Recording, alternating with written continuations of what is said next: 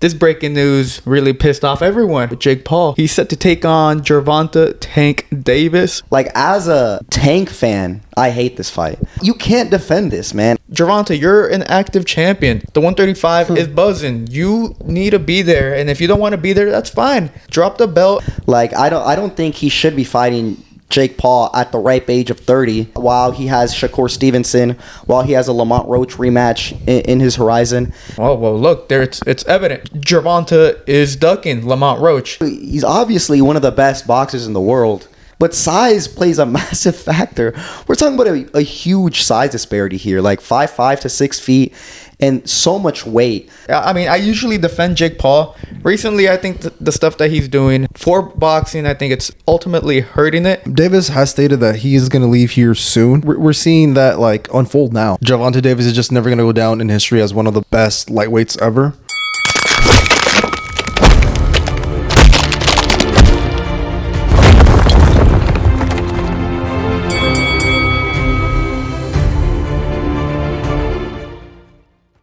Welcome back to another episode of the Last Round Podcast, where we cover everything from traditional boxing to influencer boxing and everything in between.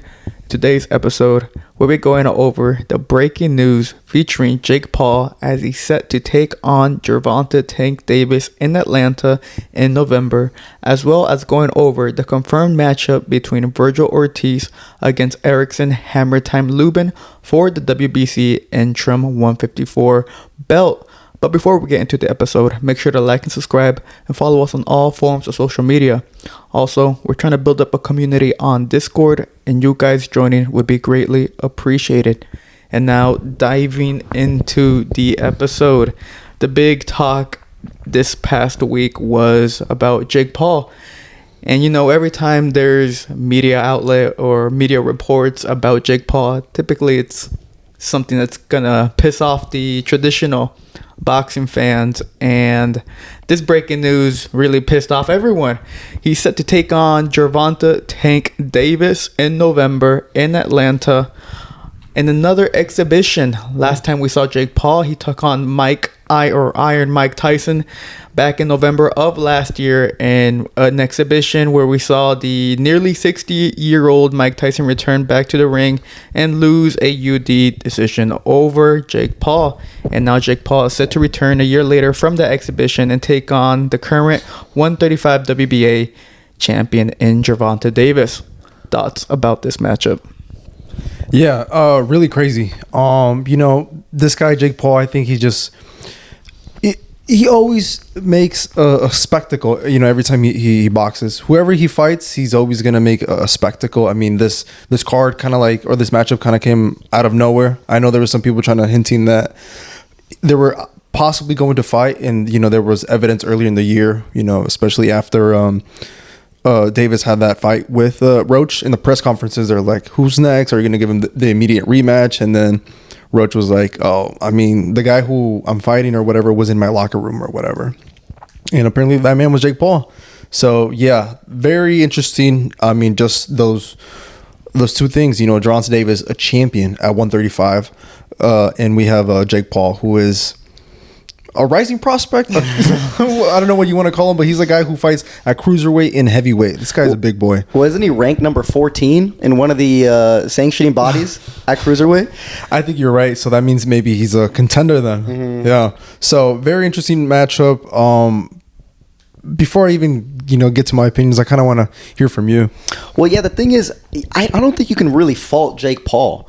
I mean, I think this is a win-win for him. You know, he's going to make a lot of money, which is obviously very good. He's going to make it a big event. It's going to be on Netflix, and, you know, the whole boxing world is buzzing right now on Jake Paul. And, I mean, he fights someone that, you know, is credible. Listen, Gervonta Davis is like a top 10 pound-for-pound fighter in the world, maybe top 15 right now after that Roach fight, but people still hold him in high regard, man. I mean, he's one of the best in boxing. But the crazy thing is just like the size difference. I think we also have to talk about that, you know. Jake Paul is like 6 feet. He fights like at 200, 190. Gervonta Davis is 5'5", and he fights at 135. Like, this is a huge, massive disparity in like just physical size. So it's just gonna look so weird seeing Gervonta Davis in the ring with Jake Paul. Yeah, another interesting point that I want to bring is that as of right now, we don't know what size gloves they're gonna wear. You know, when Tyson fought Jake Paul, that was 14 ounces, but that was a heavyweight. Now that he's fighting someone who was even that weighs less than him, that's gonna be interesting. Like, I'm thinking maybe they could be 12 ounces.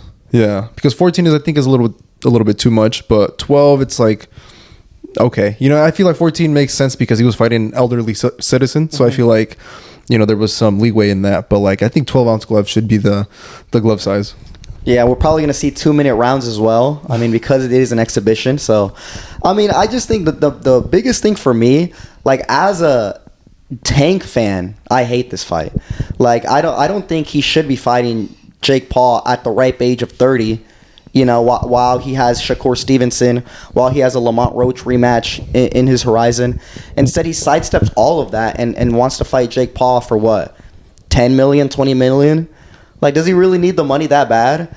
I don't know. I don't like that fight as a Tank fan. I think from a boxing perspective, it's a clear and obvious dodge. Yeah, for me, I feel like, I mean, look, Gervonta Davis has always done things that he wants to do. You know, I feel like he never gives the fights that maybe people want to see. You know, a lot of people wanted to see him fight Lomachenko when they were both at 126, 130, that weight range. That never happened. And, you know, I feel like Davis just continues to fight people that maybe the public didn't really want to see. I feel like the Tank fans are very, very much supportive. They'll ride for Davis no matter who he's fighting. But I think as of right now, I want to hate that he's fighting just some random dude, right? Just some Jake Paul. This matchup doesn't really make sense other than the money. Davis has stated that he is going to leave here soon. He's going to retire here soon. So I think we're seeing that like unfold now. I think we're just seeing him trying to get like have a few small handful of fights, but those fights are definitely going to generate a lot more money. Well, he should say that. And if that's really true, then he should relinquish his belt at 135 because there's a ton of business there. There's like, well, you can't just leave it there. The 135 needs to move forward. There's a lot of great fighters there. So, I mean, for Tank to just, because I was like that. I'm a Tank fan, and I know a lot of people critique his resume and say he doesn't fight the best during their prime, or, you know, he's very strategic. He fights them at the right time. I could see that, and I usually defend him. But you can't defend this, man. I don't see how you can be a Tank fan and sleeping good at night knowing he's gonna fight Jake Paul in November. I think maybe a lot of people are also rallying against Davis because they would just want to see Davis knock out Jake Paul. They want to see Jake Paul get knocked out. They want to see Jake Paul hype train, just kind of like dissolve out of thin air. And I think maybe they're seeing this as an opportunity as well. You know, because a lot of people don't like Jake Paul and they still continue to hate Jake Paul, even though he does bring more good than bad. But yeah, that's how I see it. Well, this is bad. I mean, I hate this fight. I remember I had my, you know, when it got announced, I tweeted out my very in-depth thoughts and analysis on the fight. Yeah. But I mean, this I'm totally against the fight. I think it's stupid. I mean, like you said, Jake Paul is ranked in the cruiserweight at number 14 for the WBA. Therefore, shouldn't he be, you know, he's always talking about, oh, I want to become a world champion, But then he's fighting now, it seems to be yearly. I mean, he hasn't fought since last November. I mean, he fought Mike Tyson, nearly 60-year-old man. Now he's fighting Gervonta Davis, who's a 135-pounder and someone he outweighs by probably like 80, 90 pounds. I mean, do you really want to become a world champion? No, he's all talk, bro. I mean, I usually defend Jake Paul. You know, I don't mind him. I think he's annoying, yes. But recently, I think the stuff that he's doing for boxing, I think it's all ultimately hurting it. And, you know, this fight in general, I think it's stupid. Gervonta, you're an active champion. The 135 is buzzing. You need to be there. And if you don't want to be there, that's fine. Drop the belt and let it continue. Let it roll, because I want to see, you know, people want to see Sugar Shakur take you on. You know, you have Murataya, Schofield, the Lamont Roach rematch. I mean, the only one who's coming off looking good is Lamont Roach, because people are saying, oh, well, look, there it's evident.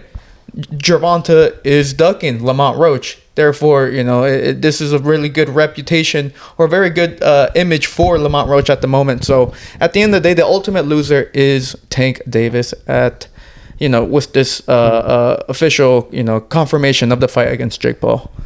Yeah, it's a clear duck. It's a clear duck. And it also shows Tank's, intentions. At 30 years old, that's your prime, man. You're supposed to be building your legacy right there. Instead, he's taking his best year, and he's going to fight Jake Paul just for some money.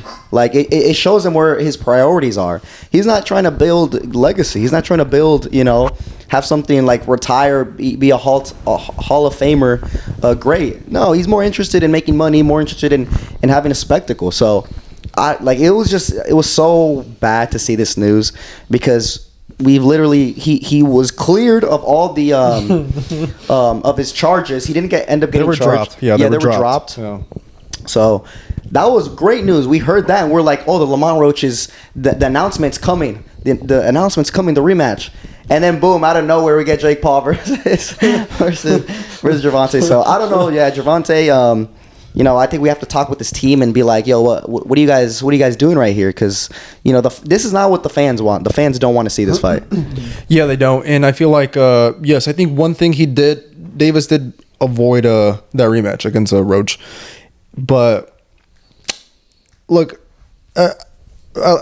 for this situation for me, I am in agreement with you guys. I don't really like this matchup. I think for one, it's going to be very good for the sport, but it's not going to be good up until we, get that the fight. The fight is an exhibition matchup. There's going to be so many people that are going to want to tune in, and if it's just another boring fight, or if nothing crazy happens and it goes to the full distance, no one's going to win, no one's going to lose, and I think the people that are going to go watch the fight or that are going to tune in, they're just going to leave with a sour taste in their mouth, and I think that's what's going to happen. I think no one's going to be happy about this other than Jake Paul and Davis. Mm-hmm. I mean, but that's the same story for every single Jake Paul fight. Remember last year, the build up for the Mike and Jake Paul, people were saying, "Oh, Mike is gonna kill Jake Paul." I mean, have you seen a prime Mike Tyson back in the 80s? He's gonna knock out this influencer, this and that. They're all hyping up Mike, even though we were like, bro, he's literally 58 years old. Do you really think he's gonna show up as if he were in his 20s? Come on, guys. And then the fight happened. Worst fucking fight ever. No. So boring. I mean, it's what you would have expected, and everyone was pissed off about it. They're like, oh, Jake Paul scammed us. Jake Paul scammed us. And now we're getting this fight. And now people are like, oh, Gervonta Davis. We're talking about an actual guy in his prime, an actual fighter. He's going to be the one who's going to knock out Jake Paul. The same story is going to unfold, bro. It's an exhibition. Let's keep that in mind. Exhibition. The rules are going to be altered. They're not going to be the same as an official fight. I'm predicting it right now. There's not going to be a knockout. There's not going to be anything crazy. I think it's going to be there's going to be some moments of, drama, especially early on. But I truthfully don't think it's going to be anything big. I think it's going to be a boring fight at the end of the day. And I think they're both it's going to be like a highway robbery. They're both going to walk away with their millions and they're going to be happy. The fans are going to be pissed off. And then we're just going to forget about it until Jake Paul announces his next fight next year. Yeah, I mean, we don't even know the rules. And, we don't have any real details. But, the people always have to criticize Jake and say, he always puts in the clause, no knockout policy. You can't knock me out unless I get all your paycheck or something like that. But honestly, I don't think that, I don't even know because, Gervonta is, okay, he's obviously one of the best boxers in the world. But size plays a massive factor. We're talking about a huge size disparity here, 5'5" to 6 feet, and so much weight. I mean, I don't even know. I can't even visualize the fight. I don't know what's gonna happen, how Tank's gonna fight, or how Jake's gonna fight. It really doesn't make any sense to me. Yeah, I feel like for me, look, Davis has no problem. And we've seen this before. Him sparring bigger guys. I've seen him spar against guys who are or within or fight around the middleweight division as well. But cruiserweight or in heavyweight, that's a little bit different, right? Even though you are the successful and highly rated and skilled boxer like Gervonta Davis, but there's gonna be a moment where this matchup is weird. Like I can't really think of a game plan for the both of them. Like as how they're gonna come fight night. Like I can see Jake Paul being a lot more defensively though. Just be there, kind of not get hit, kind of look good, look decent, and then Gervonta, I can kind of see him just waiting for that counter. Just kind of wait for Jake Paul to make a mistake and then just kind of get him there and see if he can get him out of there. Well, that's the thing. Like, that's what I'm saying, because I don't know. Jake is going to be obviously extremely nervous on fight night. You know, he's going to be fighting, obviously, probably the best guy that he's ever faced. Even though he's smaller, yeah. I mean, Tank has a reputation. You know, he's a power puncher, one of the best, champion. So, you already know Jake Paul is going to be very, very scared on fight night. So I am thinking he's going to fight more defensive, and he's not going to take the initiative. The problem is Tank also doesn't take the initiative. He's a fighter that fights on the back foot and waits for his opponents to open up, and then he lands some crazy shot. So I feel like if Jake doesn't go crazy, I don't know if I see Tank going crazy and like pushing the pace like that. I think I've seen him push the pace only in that Frank Martin fight. That fight, he was marching forward with his hands up and really like taking it to him. But I think it's more natural for him to just be on the back foot and wait for the counter. What if Jake Paul takes a page from Logan Paul? And remember when Logan Paul went berserk against Floyd Mayweather with the 200 punch combination in that first round when they did their exhibition? Hey man, maybe Gervonta can catch him there with that same looping hook that he caught Ryan Garcia with, and drop Jake Paul. Imagine how viral that moment would be if that were to happen. But no, I mean, yeah, I agree. Yeah, that's what I'm saying. I think the fight's gonna be a letdown. It's gonna be a disappointment. It's gonna have its moments, of course, but ultimately everyone's gonna leave pissed off about it, saying, "No, we got scammed." But then the fight's on Netflix. So, did you really get scammed? I mean, you're going to be watching a whole like pay-per-view. It's not pay-per-view, I assume, because you just got to have the Netflix subscription. So, you're still going to get good fights. So, at the end of the day, you're not going to get scammed. Only your time, I guess. Yeah, I feel like the only letdown would be I think this fight, majority is going to be a letdown. Only if Tank has to knock him out, basically, for it not to be a letdown. Mm-hmm. Tank has to get the knockout. Or else if he doesn't get the knockout, if they just go in there, even if he whoops his ass, I feel like the fans still won't be happy. So, Tank is basically obligated to get the knockout if he wants to at least put a smile on his fans' face. Yeah, do you think he can? I mean, Jake has taken quite a bit of big punches, I guess. I mean, he did get dropped by a jab, right? By Tommy Fury, but like...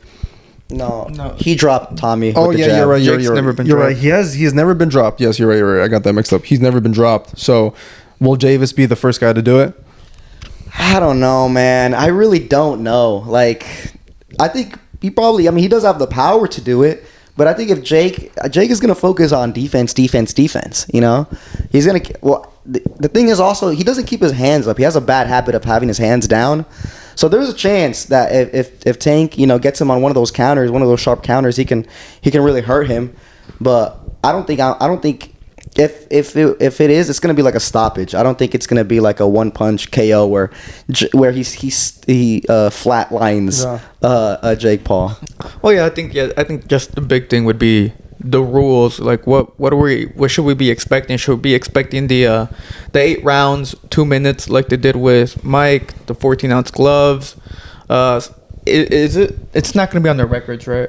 No, because it's an exhibition. But from what I've seen it was going to be 10 rounds in 3 minutes, which is crazy. If you know, there's no way, man. That's championship or title eliminator type stuff, you know. Mm-hmm. But I don't know. I don't know. When I saw the news, I was all like, bro, come on, man. Because remember, even after the Lamont Roach, there was a report saying that Gervonta was going to call out Jake Paul after the fight. But then he got the draw, and you know that kind of hindered the call out at the end of that Lamont Roach first fight. But I mean, look, I'm looking at Lamont Roach in this point of view. I mean, I think Lamont Roach right now, he's getting the best reputation, the best PR possible, because I mean he's the guy who people say beat Gervonta Davis back in the spring. The dude who came up for 130, you know, the champion at 130 coming up to 135, gave Gervonta Davis a tough fight. And I mean, he's he's like, for the fans, you know, he streams, he's constantly on Twitter. Or on X, you know, he's very vocal about it. And, you know, when the fight was announced, he was all like, told you know, was the duck emoji. And then also insinuating how, like, good the Netflix money is. So people were saying, yo, did he get a step aside money? Or is he insinuating that Gervonta Davis, you know, bent the knee for Netflix for the cash? But look, Gervonta or Lamont Roach, well, I mean, we were talking about it earlier. There's some rumors speculating that his next fight would be against Gabriel Flores Jr., which is a crazy matchup in my opinion. Because Gabriel Flores, I mean, we've seen him every now and then, but the very last few times, or the last time he was actually in the limelight was when he was in Top Rank, when he fought the unknown El Venado Lopez, and those were 10 rounds of the worst ass beatings I think I've ever imagined. Yeah, the crazy thing is we know Gabriel Flores from the amateurs. Like Rudo has been, you know, in like the big amateur events, and we've seen him. So we've known him for like a long time. So that's why it's crazy. Like he got his career went down like a crazy turn once the fight with Venado Lopez happened, and then now he's in talks of getting a shot for a world title. I mean, that's huge. Yeah, that is huge. And like, if you just, you know, you just have to take a look at his like most recent fights, and you know, you've seen ever since that fight with Lopez, you know, he got let go by Top Rank, and he's been fighting on like these other cards here and there. And I think he also took like a big break within his boxing career. So now, you know, this is going to be the biggest opportunity for his career. And I think, you know, going back to the Lamont question, I think right now this whole year has been a Lamont Roach year for him. You know, he performed really well against a guy who people just assume that he's just a killer.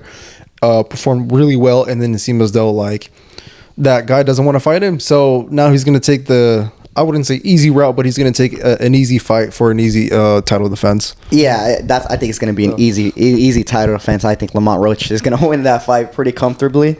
And then from there, I mean, he has a ton of doors open, because that's going to be at the end of the year as well. So we're going to see, you know, what happens with Jake and Tank.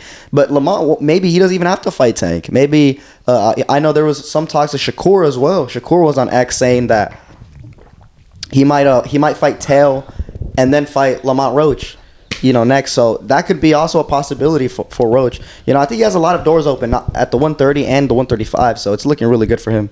Well, then also Floyd Mayweather teased Carmel Moulton to take on Lamont Roach, which is why we need the poll was made on our on YouTube for us, and I saw a lot of people saying like what the hell, like they're kind of questioning it, but it all came out because Floyd teased the fight. That was like one of the stupidest things ever, and I don't know why Moulton was like even entertaining it. Like, yeah, Lamont Roach was like, sit down, like you're a little boy to me, and all this type of stuff. I mean, like, yeah, Moulton, he's a very, very promising prospect, but I mean, he's nowhere close to being in line to fight for a world title. I mean, that's not even a question. So I think they just wanted to get a little bit of clout. Yeah. You know, they just wanted a little bit of attention from Mayweather, wanted some for his fighter, and I think that's basically what it was. Yeah, I think so too, and I think Floyd just knows how to like put his name into the mix of things. You know, especially, you know, with his prodigy as well, Kermel. You know, he's right there. No, what's his name? Kermel. Yeah, Kermel. Yeah, I mean, he's in there. I mean, he's a rising prospect, but like, I mean, within that generation, he has to prove that he is that guy, right? Because I mean, Shakur's cousin is also in that mix as well, within that same division. I think they kind of turned pro around the same time-ish. There's like around the same timeline, and you know, they fought in the amateurs as well. So yeah, Carmel would not stand a chance against Roach. Yeah, and he's still fighting on like the prelims. Like or maybe he opens a card, but like he's not even like fighting like as a co-main event or main event. He hasn't even been anything like that. Like, how are you just gonna jump up to a world champion main event? Like, no, that doesn't happen like that. So yeah, I think it was just some clout. You know, they just wanted to get some attention. Mm-hmm. Yeah, well, like you said, Lamont Roach, it's been his year, and he's you know, reaping the rewards of, you know, getting that draw against Gervonta Davis, more notably putting up a great performance against Tank. But I mean, look, Sugar Shakur was all like, yeah, I'll take on Tail, and then I'll take on Lamont Roach for early next year. So that's a good fight. I mean, unification. That's what I want to see. Keep in mind, Keyshawn also, he's not champion there anymore. So that belt is vacant. Abdullah Mason is fighting in November for the vacant belt on the undercard of Benavides and Anthony Yarde. So we're going to see a full stack of champions again at the 135. So, hey, bro, if we can get some early unifications at the 135, kicking it off with Lamont Roach and Sugar Shakur, I'm all for it, man. And in regards to Tank as champion at 135, it all kind of depends on what happens after the Jake Paul fight. Maybe he decides, oh, I'm done with the sport, I can leave, and then he drops the belt. That's fine. I mean, then we can keep the ball rolling. But if he decides to stay, then I feel like all the fans should be a bit more harsh on him. Say, okay, you did your little circus show with Jake Paul. Now we want to see you actually fight some champions at 135. So if he does decide to stick to boxing after Jake Paul fight, I think fans should really push him on trying to look for unification at the weight division. I think so too, but we have to remember that he is a WBA champion. He's been the WBA champion since like when he was at 130, 135. That organization has given him a lot of leeway, and he can, if he continues to just give them a sidestep money, a little bit of percentage from his big purses. Like, I don't see the organization trying to mandate him to fight an actual a challenger. This is why the boxer can't be bigger than the sport, because then they just do whatever the hell they want and they don't fight competition. If the sport was actually if they mandated and the sanctioning bodies were like, if you don't fight Lamont Roach for the rematch, or your number one contender or something in the 135, then we're taking your belt away. That's what it should happen. That's what should happen, but it doesn't happen because boxers they're too powerful. They get too big, man. Well, yeah, look, if Gervonta were to come back and he's all like, I don't want to unify, I want to at least fight a contender. You got Floyd Schofield, who's coming off that brutal first round DKO over Tevin Farmer. He's number one. You also got Andy Cruz.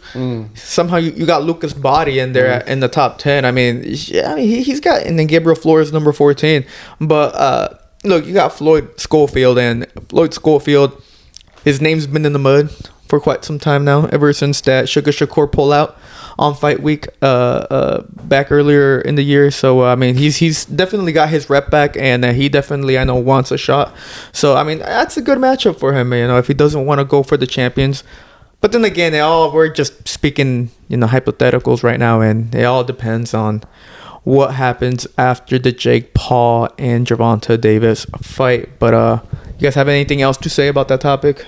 Yeah, I feel like for me, look, I think once it's all said and done, I think, just what I believe is going to be held true. And I think Gervonta Davis is just never going to go down in history as one of the best lightweights ever, or as a very good excellent boxer out of Baltimore area. Like, this guy never really fought the hardest challenges, but he made the most money, or he made quite a bit of money, given the fact that his record and his resume, mostly his resume, is kind of on the weaker side. Like, if he does retire after Jake Paul, just look at his opponents. Not many big names, not big championship fights. It's just him defending his belt against some contender that was there at the right time. Mm-hmm. Well, isn't it what Floyd said? Something along the lines of, legacy doesn't feed your family. So hey, if he gets there, he's getting that bag, so you can't blame him. But at the same time, I can't blame him, because I want to see him fight the actual other champions at 135. But hey, we'll see what happens on November, and we'll keep talking about it once the fight gets closer to date, which is in a couple months. But that was our official thoughts and takes on the Gervonta Davis taking on Jake El Gallo Paul.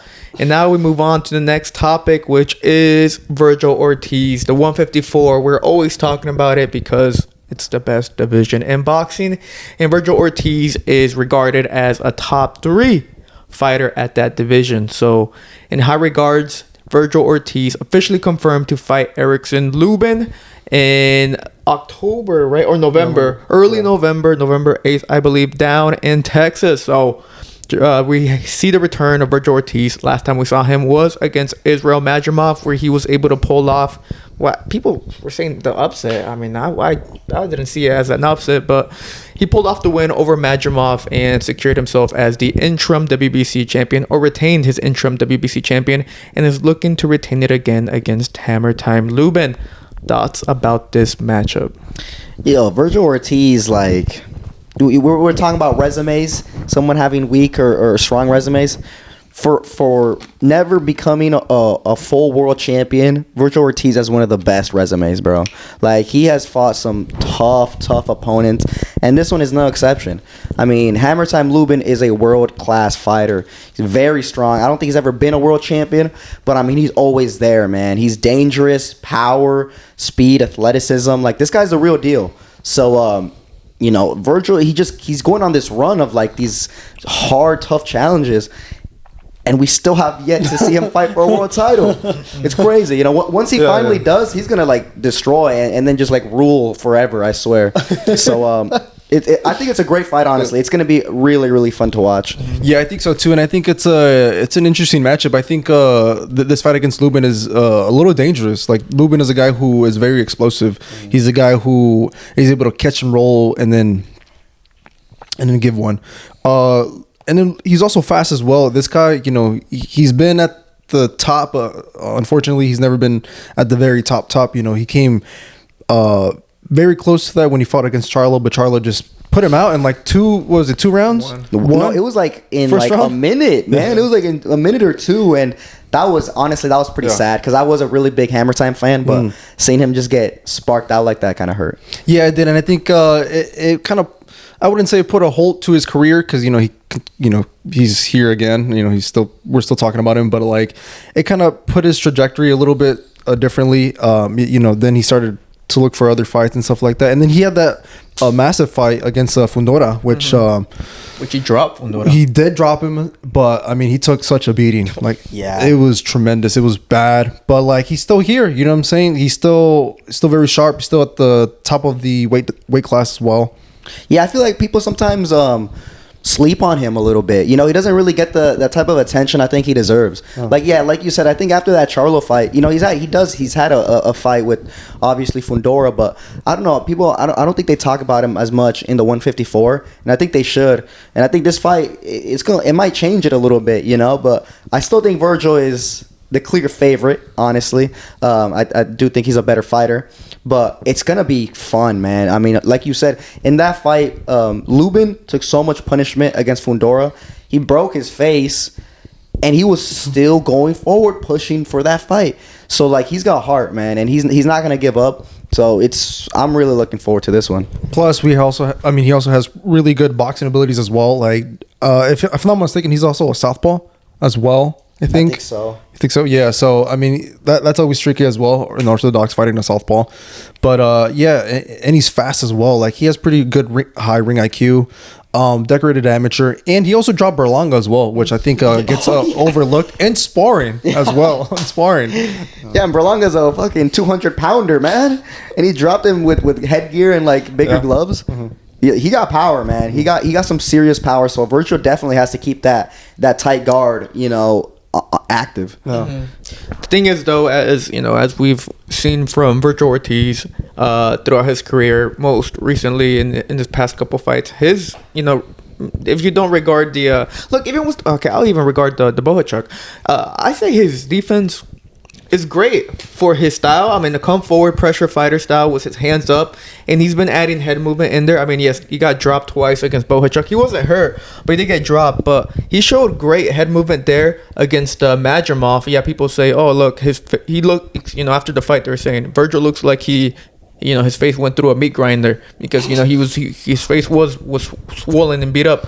But he fought a fantastic defensive fight that time against Madrimov. So I think Vergil has very underrated defense, and I think it's going to showcase even more against Erickson Lubin, and it's going to make an exciting fight. They're both, you know, power punchers. They're both come forward type of fighter. I mean, Lubin, his big name ever since the loss against Fundora was El Mono Ramos. I mean, it was a very controversial win, of course. but he still beat him, and he beat a top 10 fighter in El Mono Ramos. So Lubin, no joke. Honestly, Lubin is a more dangerous fighter than Xander Zayas. Oh, yeah. And remember the whole fucking drama, the whole dilemma of Xander Zayas and Ortiz. First it was announced by the ring saying that Vergil and Lubin were going to fight. But then Vergil Ortiz's father came out and said, yo, like, this is not entirely true. Like, he is, we are in talks with him, but first we're waiting on Xander to say yes or no. He's got until today, later in the day, to accept the fight or not. Anyways, Xander, of course, pulled out saying, oh, this is not a real offer. Come fight me in Puerto Rico, this and that. I'm like, get the fuck out of here, Xander, bro. Who do you think you are, bro? Come on. Yes, you're the champion. But, I mean, you really think that Vergil Ortiz would be scared of you? And do you think he's, like, looking for the home advantage, too, with the whole Puerto Rico thing? Point is, he completely ducked Vergil Ortiz, and now Vergil Ortiz went for the more dangerous opponent in Erickson Lubin. Yeah, it was so funny to me. That whole situation was crazy because Xander, like, he honestly thought he was in the right. He took a screenshot of, like, what they sent him, and he put it on X, and he was like, this is not a real offer. And everyone in the comments was like, this is pretty much a real offer, man. Like, it's not a contract. You're not signing it right away, but it's like, hey, are we getting into this fight or what? It was like 50-50 share. I think it was like Las Vegas or something like that. Like, there's a venue, money.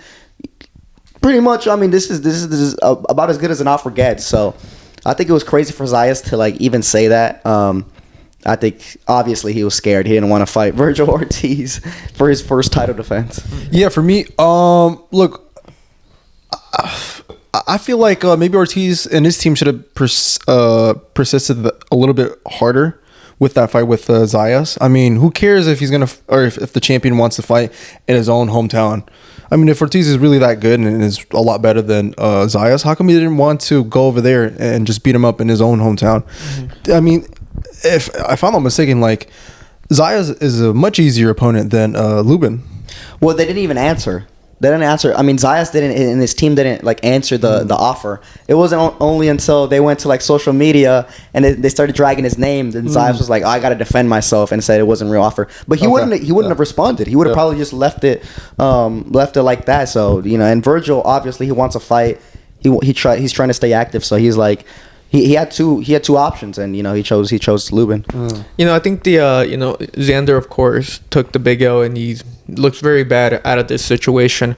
But I think the person I feel the most a little sad about is Mortazaliev, because keep in mind earlier, a couple of months ago, I mean, there was rumors about Lubin fighting Mortazaliev, and it was not confirmed, but it was heavily teased. They were going to go for purse bids. And it got canceled, and it was because Lubin pulled out of the fight and decided to go for the Vergil Ortiz route, which, look, he chose the money over a potential title belt against Mortazaliev, and people don't really blame him for that. But at the same time, I mean, I'm looking at Bakram, and I'm like, bro, has not fought since Tim Tszyu last year. He's been calling out everyone. All he hears is crickets. I mean, no one wants to fight Mortazaliev, bro. He's an open champion at 154, the IBF champion, and he's out there he's even active on X, calling people out, and no one replies to him. I'm like, dude, I feel so bad for bro, because he's so dangerous. He is the boogeyman of the 154, and I need to see Mortazaliev again, bro. So maybe, what, fuck it, Xander Zayas, accept Mortazaliev, and we can get a unification in there, right, guys? Yeah, it'd be a murder. That'd be a murder. Mortazaliev would mess him up, but yeah, it is honestly kind of sad for Mortazaliev. I mean, he is, he's a world champion, and on paper, that's supposed to mean that everyone is going for your head. Shit, not for him, man. No. He doesn't have too big of a name, and he's dangerous, and that's why people are avoiding him. Mm-hmm. It's as simple as that. Yeah, it's a shame because, ever since the Tim Tszyu fight, of course, it hurt watching Tim Tszyu get absolutely dismantled the way he did. But, I mean, I became a fan of Mortazaliev, and I want to see more of him. So when I don't see him fight, I'm just like, bro, come on. Like, he's out there being active, like, calling out people, and no one replies to him, man. They, like, ghost him. And I'm like, dude, this is not how it should work. Honestly, at this rate, the IBF should step up and start mandating, like, you know, the mandatory contenders to for a shot at the throne. I think he needs like a new manager or something, dude. Like he needs like a Don King or something to get like big fights because like, dude, like they're not getting it for him. You know, he needs something new. Yeah, and I kind of figured that maybe he would be put on to the undercard of Canelo and Crawford, right? I figured that, you know, if it's so hard for someone to fight this guy, I figure that maybe, you know, Turki Al-Sheikh could, you know, put up the money for someone to kind of be like, you know what, even if I get knocked out, I'm gonna get a bag. But even then, like, he's not even on that card, and there's no talks or any hints of him fighting even later this year. So it's very unfortunate for him. Right now he's at the highest of his career, and he's still at the highest because no one seems to want to take the belt away from him. Yeah, so I mean, you even got Bohachuk fighting prelims for the Canelo Crawford, and one of the days that they're going to be showcasing fights, he's going to be headlining. But so you got Bohachuk returning, you got like nearly everyone returning, you know, fighting at the 154. Madrimov is one of the only ones who hasn't really said much, even though he's stated that he's open to fight. So I mean, maybe you can get them in there. You know, I'm sure Madrimov is a dog and he would accept the fight, but I don't know. Point is, Bakram Mortazaliev is the official boogeyman of the 154. No one wants to fight, bro, and it makes me a little sad about that. But yeah, so, you know, we got until November for Vergil Ortiz to return, one of my favorite fighters to currently watch right now in boxing. And hopefully, man, you know, Golden Boy, you do a great job with boxing here in the U.S. I think you guys are carrying boxing in the U.S., but you guys are doing Vergil Ortiz dirty. I mean, how can you have such great names on your resume and still not be a world champion? Like, well, what are you doing, De La Hoya? Like, this is your star boy. Ryan Garcia, he's in the mud. And this is the guy you should be promoting for a world title shot next after the Lubin fight, if he gets the win. But, you know, we'll see in November 8th whether or not Lubin is able to beat Vergil Ortiz, pull off the upset, or Vergil Ortiz will continue on his undefeated streak and route towards a world championship belt. But I think we covered everything that we wanted to cover for today's episode. Let us know down below your thoughts about Jake Paul and Gervonta Davis. Do you think it's a good fight, a great fight for boxing, or do you think it's a garbage and that Jake Paul should be pursuing some actual active cruiserweight fighters and Gervonta Davis should be pursuing unification or at least staying at the 135 or the Lamont Roach rematch? Let us know your thoughts about that. Also about the fight between Lubin and Vergil Ortiz, and who do you think is going to win at that 154 interim title belt matchup. Also, don't forget to like and subscribe and follow us on all forms of social media. We are on X, Instagram, and TikTok. Lastly, we're trying to build up a community on Discord, and you guys joining would be greatly appreciated. But this was Pablo, and I'm with Rudo Anasa, and this was the Last Round Podcast. Thank you for watching.